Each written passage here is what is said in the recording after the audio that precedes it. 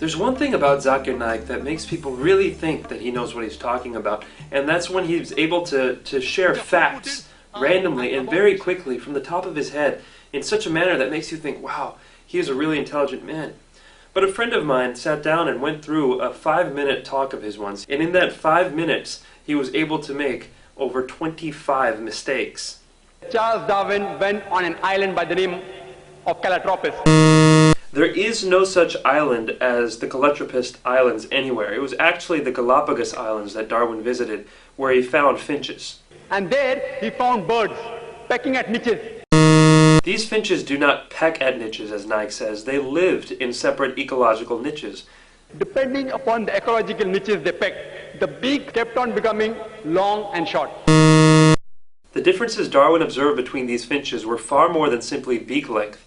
They included differences in color, size, mating behavior, songs, and preferred food. This observation was made in the same species, not in different species.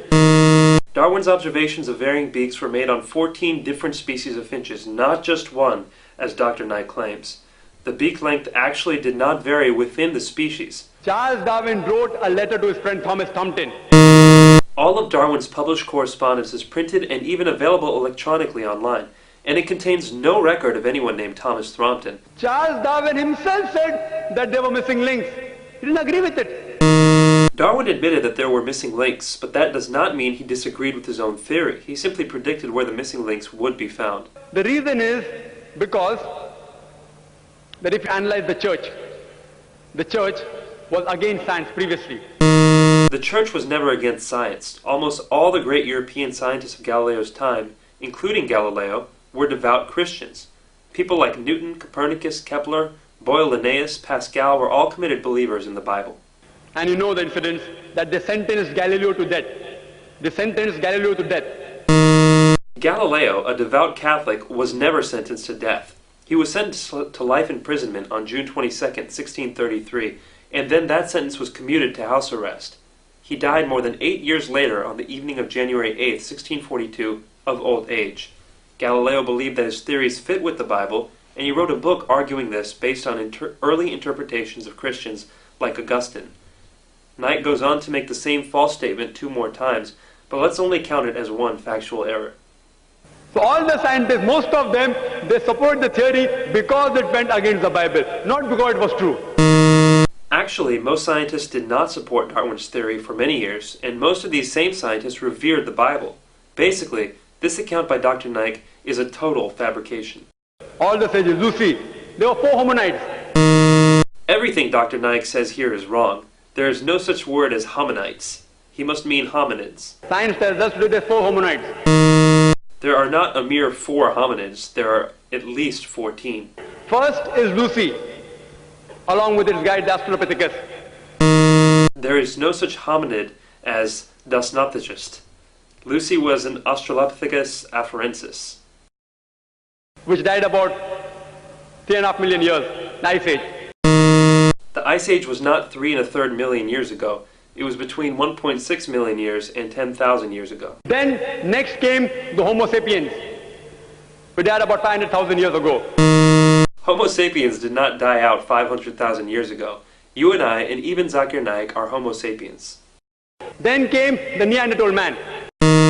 According to evolutionary theory, Neanderthal man was not on the direct line to modern man, but an Ice Age offshoot. The Neanderthal man, who died 100 to 40,000 years ago.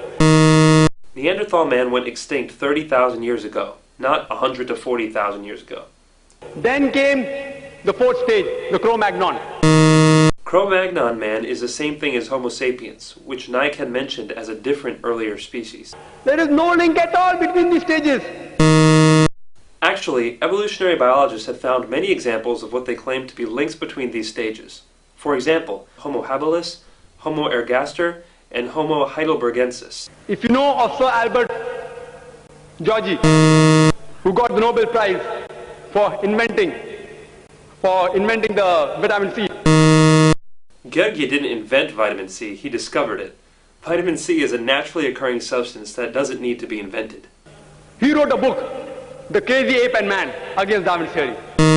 Albert said Georgi's book was not called The Crazy Ape and Man, but simply The Crazy Ape, and it was not a refutation of evolution, but a sociological commentary. If you know about Rupert Stalbert, this person wrote a new theory of evolution against Darwin's theory. Who is Rupert Stalbert? I can find no trace of anybody with that name. From the apes.